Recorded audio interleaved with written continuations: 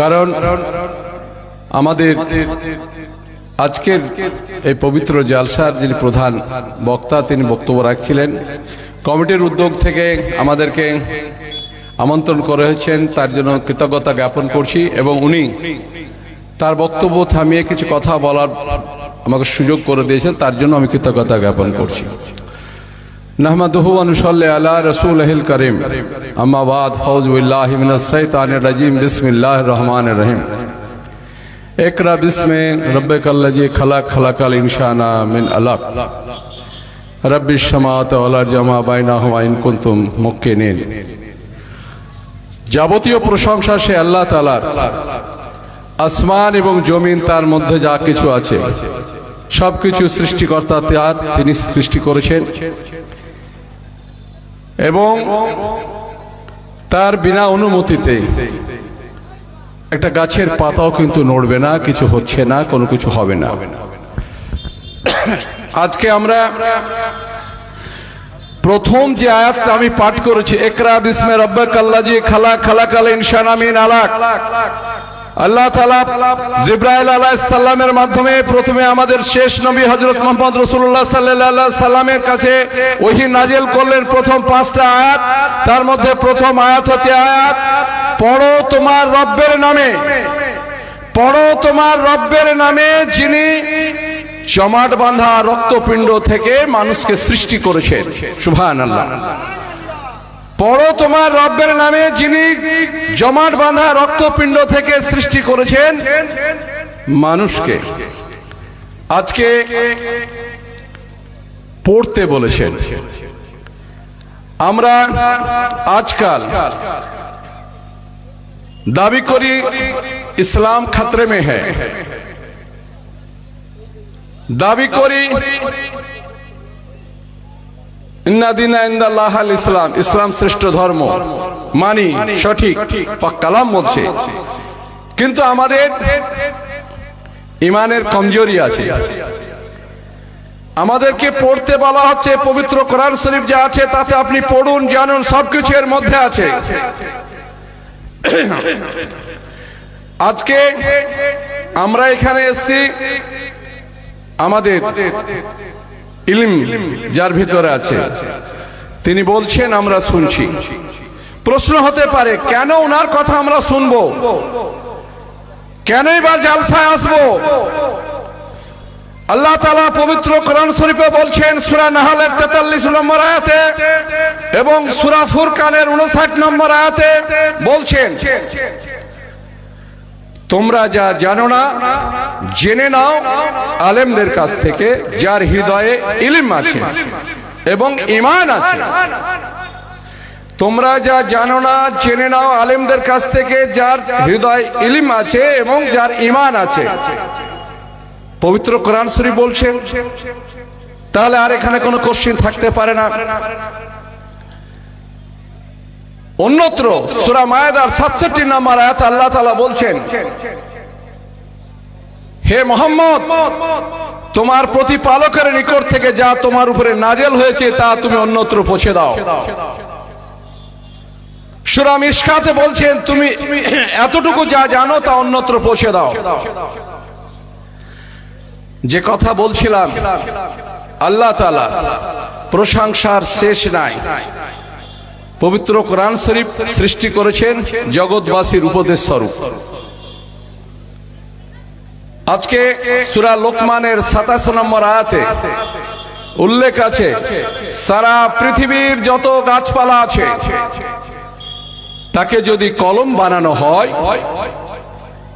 সূরা আনামের 109 নম্বর আয়াতে আছে, সারা পৃথিবীতে যত সমুদ্র আছে, 7 সমুদ্র, আবার 7 সমুদ্র, আবার 7 সমুদ্র, আবার 7 সমুদ্র, আবার 7 সমুদ্র, তাকে যদি কালি করা হয়। কি বললাম? সূরা লোকমানের 27 নম্বর আয়াতে আছে, সারা পৃথিবীতে যত গাছপালা আছে তাকে যদি কলম করা হয়। আর সূরা আনামের 109 নম্বর আয়াতে আছে, সারা পৃথিবীর যত জল, 7 সমুদ্র, 7 সমুদ্রের পরে যতই থাকুক না কেন, আল্লাহ তাআলার এই কলম দিয়ে লিখে প্রশংসা শেষ হবে না। বলুন সুবহানাল্লাহ। আজকে সূরা দুখানের 7 নম্বর আয়াতে বলছে রব্বিস সামাওয়াতি ওয়াল আরদি ওয়া মা বাইনাহুমা ইন কুনতুম মুক্কিনিন। আসমান এবং জমিন এবং তার মধ্যবর্তী সবকিছু সৃষ্টি করেছেন উপরওয়ালা। প্রথম আয়াতে কি বললাম? জমাট বাঁধা রক্তপিণ্ড থেকে মানুষকে সৃষ্টি করেছেন, তাই পড়ো তোমার রব্বের নামে, আল্লাহর নামে পড়তে বলছে। সূরা আর-রহমানের 14 নম্বর আয়াতে আবার আমরা পড়ছি কি, মানুষকে পোড়া মাটির ন্যায় শুকনো মাটি থেকে আল্লাহ তাআলা সৃষ্টি করেছেন। 15 নম্বর আয়াতে বলছেন জিনকে সৃষ্টি করেছেন অগ্নি শিখা থেকে। সূরা জারিয়াতের 56 নম্বর আয়াতে আল্লাহ তাআলা বলছেন জিন এবং ইনসানকে আমি সৃষ্টি করেছি আমার গোলামি করার জন্য। আজকে সূরা মুলুকের 22, 21 এবং 30 নম্বর আয়াতে আমরা কি দেখতে পাবো? আমি ছাড়া কে তোমাদের আছে? সেনাপতি, সৈন্য সামন্ত তোমাদেরকে নিরাপত্তা দেবে, নিরাপদ করে রাখবে। আমরা বলছেন সবশেষ 30 নম্বর আয়াতে সূরা মুলুকে, আমি যদি তোমাদের এই পানীয় জল ভূগর্ভস্থ করে দিই, কে আছে তোমাদেরকে পানীয় জল দেবে? আজকে আমরা যে দেশে বাস করি তার নাম ভারতবর্ষ। এই ভারতবর্ষের সংবিধানে আমাদেরকে একটা স্বীকৃতি দিয়েছে গণতন্ত্রের কথা, নাম্বার 1। Number 2 secularism. জেনে রাখুন, थोड़ा ध्यान से सुनिए। আজকে আমাদের নবী সাহেবকে যখন যারা ইসলামে আস্থা রাখেননি তারা প্রশ্নবাণী করছেন, তুমি কার নির্দেশে ইসলামের প্রচার করছো? কয়েক মুহূর্তের জন্য তিনি চুপ হয়ে গেলেন। আল্লাহ তাআলা জিবরাইল আলাইহিস সালামের মাধ্যমে সাথে সাথ সূরা কাফিরুন নাজিল করে দিলেন, হে মোহাম্মদ তুমি বলে দাও আমি যার উপাসনা করি তুমি তার করো না, তুমি যার উপাসনা করো আমি তার করি না। তোমার কাছে তোমার ধর্ম, আমার কাছে আমার ধর্ম। এটাই বলা হচ্ছে সেকুলারিজম। এই ওয়ার্ডটার নাম হচ্ছে সেকুলারিজম, ধর্ম নিরপেক্ষতা, যাকে নিয়ে পরবর্তীতে জাতীয় কংগ্রেস তার গঠনতন্ত্র নিয়েছিল এবং পরবর্তীতে দেশ আজাদ হওয়ার পরে ভারতবর্ষের সংবিধান পবিত্র কোরআন শরীফের সূরা কাফিরুনের এই আয়াত থেকে লাকুম দীনুকুম ওয়ালিয়া দ্বীন, ভারতবর্ষের সংবিধানে আজকে এই সেকুলারিজম শব্দটা আজকে এন্টারটেইন করা হয়েছে, এনাবেল করা হয়েছে। আজকে সেটা আজকে বিপন্ন, জুডিশিয়ারি আজকে বিপন্ন। ভাবতে অবাক লাগে, আমরা ট্যাক্স দিই, ট্যাক্সের পয়সা আমার সরকার চলবে। অতএব সরকারের দায়িত্ব আমাকে হেফাজত করা। সময় বেশি নেব না, 2-4টা কথা বলে আমি শেষ করব। জেনে রাখা ভালো, আমাদের প্রিয় হাবিব হযরত মুহাম্মদ রাসূলুল্লাহ সাল্লাল্লাহু আলাইহি সাল্লামকে সূরা আল ইব্রাহিমের 13 নম্বর আয়াতের কথা উল্লেখ করে বলছি, পবিত্র কোরআন শরীফ যখন নাযিল হয়েছিল সেই সময় তাকে বলা হয়েছিল হয় আমাদের ধর্মে দীক্ষিত হতে হবে অথবা দেশ ছেড়ে চলে যেতে হবে। আল্লাহ তাআলা ওই আয়াতের মধ্যে বলেছেন আমি তোমাদেরকে ধ্বংস করে দেব।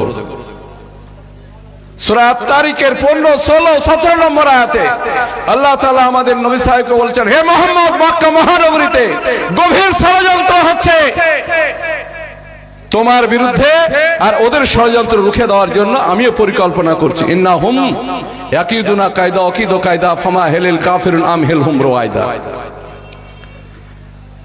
আজকে এনআরসি নিয়ে বিধানসভা অনেক কথা হয়েছে, সেখানে আমি বলেছি বর্তমান সরকারের মন্ত্রী অরূপ বিশ্বাস বারবার বলতেন, মুস্তাক সাহেব খুব ভালো বলেছেন। সূরা আনামে 109 নম্বর আয়াতের মধ্যে উল্লেখ আছে, কি আছে? তোমরা তাদেরকে গালি দিও না যে তোমার আল্লাহকে গালি দেয়, কেননা তুমি যদি তাদেরকে গালি দাও সে তোমার আল্লাহকে গালি দেবে। সংযত হওয়ার কথা বলা হচ্ছে। আপনারা শুনেছেন তসলিমা নাসরিন বাংলাদেশের একজন লেখিকা সারা বিশ্বে আলোড়ন সৃষ্টি করে দিলেন পবিত্র কোরআন শরীফে। নাকি ঘাতকের কথা, হত্যার কথা, মানুষ মারা